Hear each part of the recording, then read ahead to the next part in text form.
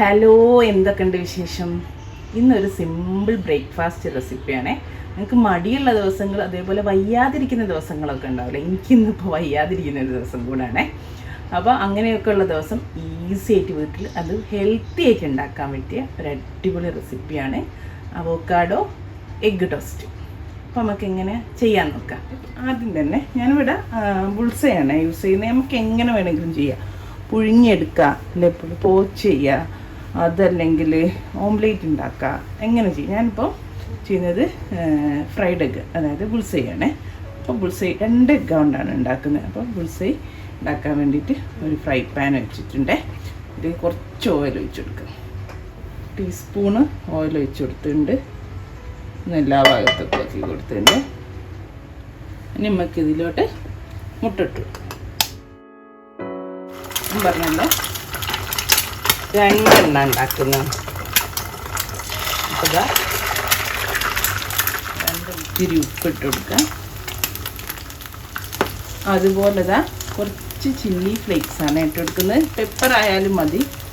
നമുക്കിത് വെക്കുമ്പോൾ ഒരു ഭംഗിയാണല്ലോ കാണാൻ. അതുകൊണ്ട് കുറച്ച് ചില്ലി ഫ്ലേക്സ് ഇട്ട് കൊടുത്തത്. ഇങ്ങോട്ട് തീ കുറച്ച് വെച്ചിട്ട് ഒന്ന് അടച്ച് വെക്കാം.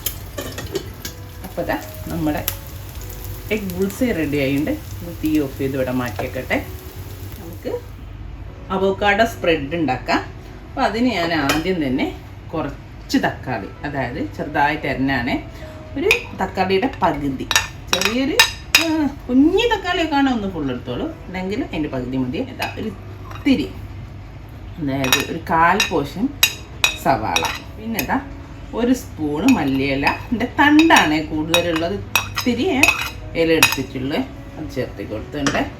1 ടീസ്പൂണ് ചെറുനാരങ്ങ നീര്, ഇത്രയും മതിയേ. പിന്നെ ഈ ഒരു അവോക്കാഡോ കണ്ടോ, നല്ലോണം പഴുത്താണ്, തൊലി കളഞ്ഞിട്ട് എടുക്കട്ടെ. ചെറിയൊരു അവോക്കാഡോ, അവോക്കാഡോ കണ്ടോ, ഇത് നമുക്ക് ഇതുപോലെ സ്പൂണ് വെച്ചിട്ട് എടുത്തിട്ട് ഇത് ചേർത്ത് കൊടുക്കേ. ഫസ്റ്റ് പീസ് ഇട്ടപ്പോൾ വീഡിയോ ഓൺ ആയില്ല കേട്ടോ. അതാണ് നിങ്ങൾ ഇടുമ്പം തന്നെ അതിൽ ഒരു 1/2 പോർഷൻ അവോക്കാഡോ കണ്ടോ പോലെ. ഇനി ഇതെല്ലാം കൂടി നന്നായിട്ടൊന്ന് മിക്സ് ചെയ്യണം. ഉപ്പും ഇനി നമുക്ക് ഇതിലേക്കുള്ള ഉപ്പ് ചേർത്തി കൊടുക്കേ. അപ്പം നോക്കിയിട്ട് പിന്നെ ചേർത്തി കൊടുത്താലും മതി.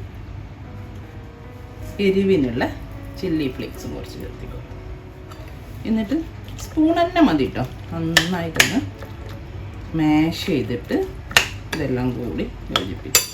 കുറച്ചുകൊണ്ട് ഉണ്ടാക്കുന്നുള്ളൂ കണ്ടോ, പക്ഷെ നല്ല ടേസ്റ്റാട്ടോ ഇതിന്.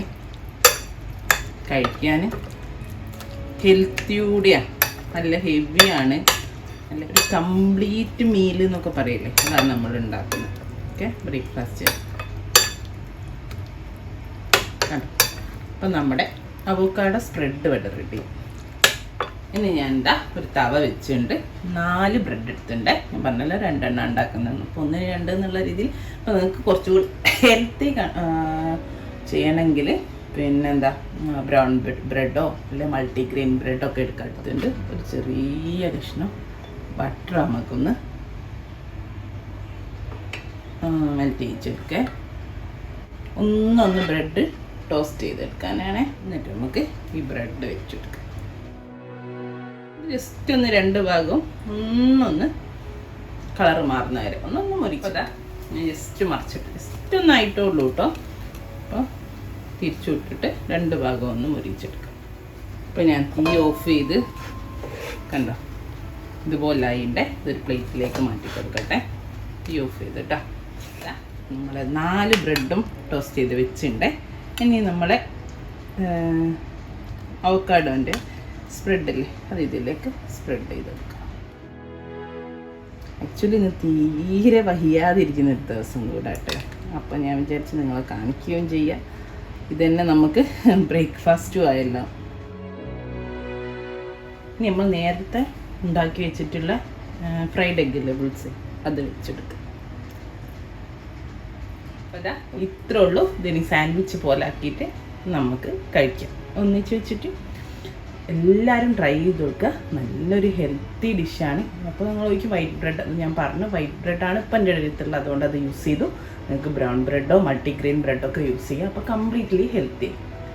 ഓക്കെ, അപ്പം മസ്റ്റായിട്ട് ട്രൈ ചെയ്യുക. കുട്ടികൾക്കൊക്കെ വൈകുന്നേരം സ്കൂളിൽ വരുമ്പോൾ ഒക്കെ ഉണ്ടാക്കി കൊടുക്കുക. അപ്പോൾ നല്ലൊരു കംപ്ലീറ്റ് മീലാവുകയും ചെയ്യും കേട്ടോ. അപ്പോൾ ഇൻഷാ അല്ലാഹ് നല്ലൊരു വീഡിയോ ആയിട്ട് നമുക്ക് വീണ്ടും കാണാം. താങ്ക്